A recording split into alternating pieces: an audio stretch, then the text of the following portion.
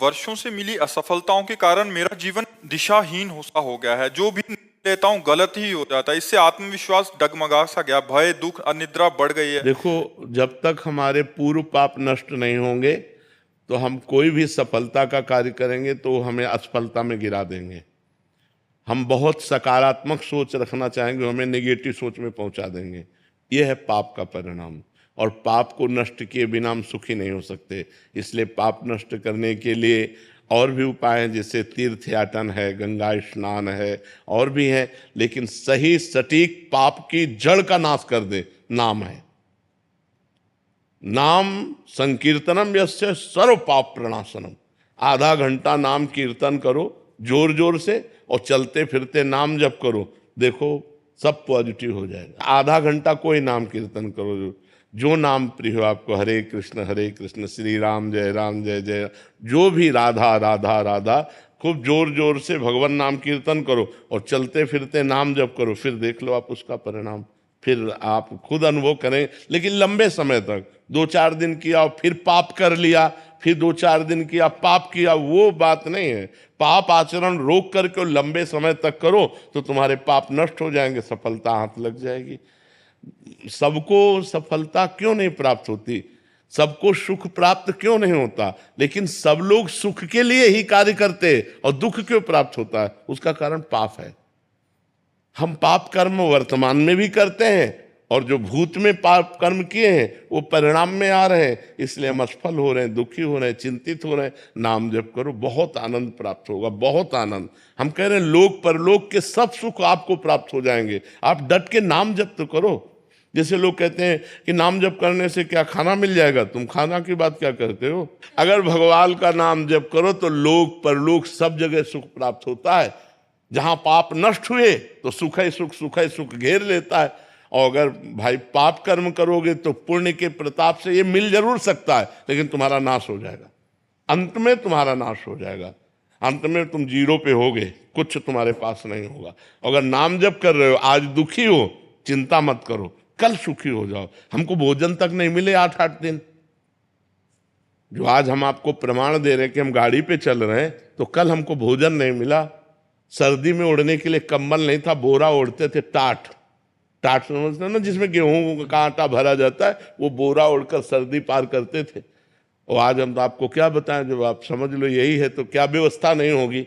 हर व्यवस्था है, राजा बाबू की तरह भगवान रख रहे हैं। तो कल जो था वो जो दुख में था, उसमें हम धर्म को नहीं त्यागा, बड़ी कठिनाई से आगे बढ़ते रहे, तो आज वो बात आ गई जो लौकिक और पारलौकिक। ये तो सांसारिक सुख है, लेकिन भागवतिक सुख हम तुम्हें बता भी नहीं सकते कि कितना भगवान हमें आनंद देते हैं। इसलिए नाम जप करो, चिंता न करो, सफलता चरण चूमेगी यदि भगवान की शरण में हो और भगवान के आश्रित हो।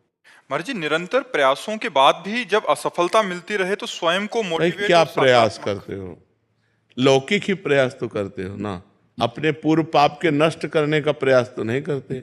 कि आप कोई अनुष्ठान कर रहे हैं, आप भजन कर रहे हैं, आप परोपकार कर रहे हैं, आप तीर्थयाटन कर रहे हैं पवित्र भाव से, ये तो सब कुछ है नहीं।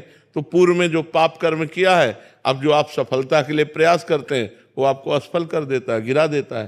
तो आपका प्रयास कोई आध्यात्मिक है क्या? तो फिर बिना आध्यात्मिक प्रयास के आप कैसे विजय प्राप्त कर सकते हैं? जो हमने पूर्व में पाप किए हैं, गलतियां की हैं, वो हमको दुख देंगे ना। हम पढ़ लिख करके अच्छा बनना चाहते हो, हमको गिरा देंगे।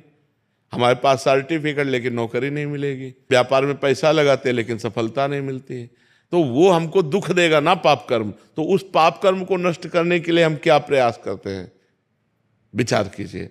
कोई प्रयास नहीं करते ना, तो उसके लिए प्रयास करो। हम कह रहे हैं कुछ मत करो, राधा राधा राधा राधा राधा नाम जपना शुरू करो। काउंटर लो और गिनती से 50,000 रोज नाम जप करो। फिर हमें बताओ लंबे समय तक। ये नहीं कि अब 4 दिन बाद हमसे प्रश्न करो कि 50,000 नाम जप किया, हमारी नौकरी नहीं लग गई, हमारा काम नहीं बना। लंबे समय तक जप कीजिए, फिर देखिए सफलता मिलती है कि नहीं। कुछ जने बिना प्रयास के भी महाराज जी, क्या उनका पूर्व का प्रारब्ध? पूर्व का पुण्य, पूर्व का पुण्य है कि उनका प्रयास कोई ज्यादा प्रशंसनीय नहीं है, पर वो सफलता प्रशंसनीय प्राप्त कर रहे हैं, ये पूर्व का पुण्य है। ऐसा भी देखा जाता है कि वो बिना उसमें योग्यता भी नहीं है, फिर भी बिल्कुल, हाँ, योग्यता भी नहीं, प्रयास भी नहीं, सफलता अधिक है, ये पूर्व का पुण्य उनका काम कर रहा है। योग्यता है, प्रयास भी है, लेकिन सफलता नहीं, ये पूर्व का पाप उसको गिरा रहा है। क्रम होता है, जब पुण्य लगेगा तो आप पाप कर्म करो तो भी उन्नति होती चली जाएगी, और जब पुण्य का संयोग आएगा, जैसे पाप का लगा संयोग, तो अब आप चाहे जितना पुण्य करो, आप चाहे जितना धर्म करो, वो आपको दुख ही देता चला जाएगा। और पुण्य का संयोग है तो आप पाप कर्म करो तो भी आपको सुख मिलता चला जाएगा। लेकिन जब ये पुण्य खत्म होगा और पूर्व का पाप और वर्तमान का पाप मिलेगा तो आपको कष्ट दे देगा। और जब उनका पाप नष्ट हो जाएगा और तो ये पुण्य और वो पुण्य पीछे का जब मिलेगा तो उनकी उन्नति हो जाएगी। ये एक क्रम है ईश्वरीय, जो ईश्वरी भागवती है जो क्रम है वो ये है। तो इसलिए नाम जप करो और अपने पापों को भस्म करके आगे बढ़ो, नाम जप करो, ठीक है। प्रतिकूलताओं और हतोत्साहित जब हो जाता हूँ, ऐसी स्थिति आती है, तो ऐसे समय में अपने को खुद को कैसे फोकस रखूं और प्रोत्साहित रखूं कि मतलब आगे का मार्ग प्रशस्त हो। जब हम भगवान से चित्त जोड़ देते हैं तो इस प्रश्न का उत्तर अपने आप मिल जाता है, ऐसा बल मिल जाता है कि हम उनको सह सकते हैं। क्योंकि हम भगवान से जब चित्त जोड़े हैं ना तो हमारा मन आनंदित रहता है। अगर मन आनंदित है तो हम विपत्तियों को रौंदते हुए निकल जाएंगे, अगर हमारा मन आनंदित नहीं है तो फिर हम गिर जाएंगे। और मन आनंदित होगा जब भगवान से जुड़ें। तो हम वही बात आपको सिखाना चाहते हैं कि भगवान से जुड़ो, गंदा आचरण मत करो, पाप मत करो, मांस मदिरा का सेवन मत करो, फिर देखो तुम्हारा चित्त कितना आनंदित रहता है। कोई व्यसन ना हो और कोई पाप ना हो और थोड़ा भी भजन होगा तो आपका हृदय आनंदित रहेगा। आप पक्का समझो, भगवदा आनंद से ही हम इन विपत्तियों से लड़ सकते हैं, नहीं तो ऐसे ऐसी विपत्तियां पूछो मत। ये माया इतनी विचित्र है, पूछो मत। भोजन की थाली सामने आई और ढनक गए, कवल नहीं खा पाए, आराम से टहलते जा रहे, पीछे से टक्कर लगा, मर गए। हमारा कब शरीर छूट जाए, हमारा कब क्या घटना हो जाए, इस संसार में कहा नहीं जा सकता। इसलिए मालिक से जुड़े रहो। तो हम विपत्तियों पर तभी हावी हो सकते हैं, भारी पड़ सकते हैं जब भगवान से जुड़े, नहीं विपत्तियां हम पर भारी पड़ जाएंगी और हमको गिरा देंगी। आदमी जब निर्णय नहीं कर पाता ना विपत्तियों में, तो सुसाइड जो कर लेते हैं ना, वो यही, वो विपत्तियों से निकलने का रास्ता सुसाइड सोच लेते हैं, जबकि भारी विपत्ति में फंसा देने वाला है। प्रेत योनि मिलती है करने वाले को। तो हमारे ऊपर विपत्तियां भारी ना पड़े, इसलिए भगवान का नाम जप करें, भगवान से चित्त जोड़ें और ये विश्वास करें कि आज दुख आया है तो हट जाएगा, कल हमारे सामने सुख भी आएगा। ऐसा नहीं है जैसे दिन आया है तो रात आएगी, हम तैयारी रखें। अगर रात आ गई है तो परेशान ना हो, दिन आने वाला है।